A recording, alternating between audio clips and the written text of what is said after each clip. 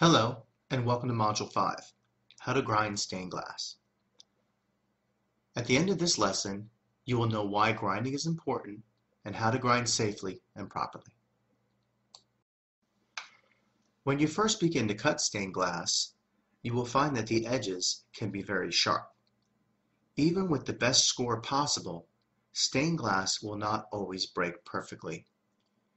Grinding is done to even out the edges of the cut glass.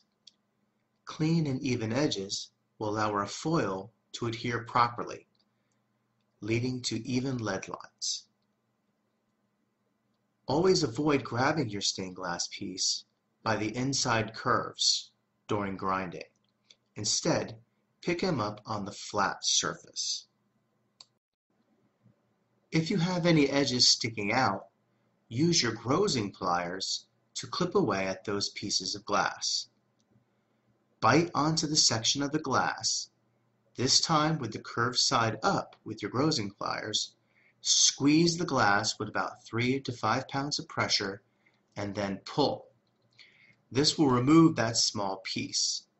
This method will help you get closer to the shape you need, but will not smooth it enough to keep the copper foil from ripping. To smooth the edges, to obtain the desired shape we want, we use a machine grinder, one like the one you see in front of you.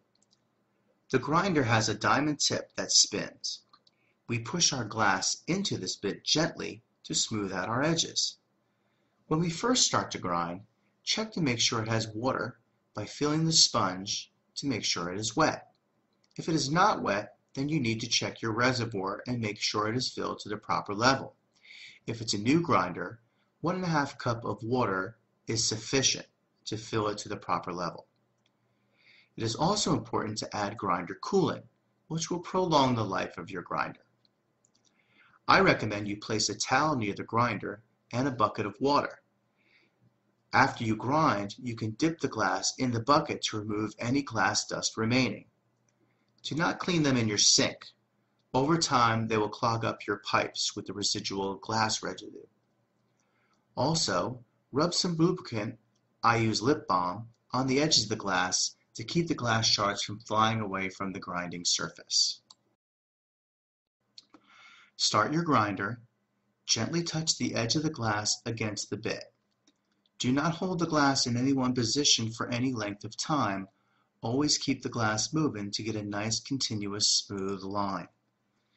What you want to do if you drew the pattern on your glass is you want to eliminate any of your drawn color. Once you've just got plain glass and all of your marks are gone, then the glass should fit properly. When you've finished grinding, run your finger along the edge. It should feel smooth, like a mirror. That's when you know you have a nice smooth edge that your foil would adhere to. Finally, check for fit. Lay the grinded piece of glass on your pattern and make sure that it lines completely inside the lines. And then you're finished. And move on to the next piece.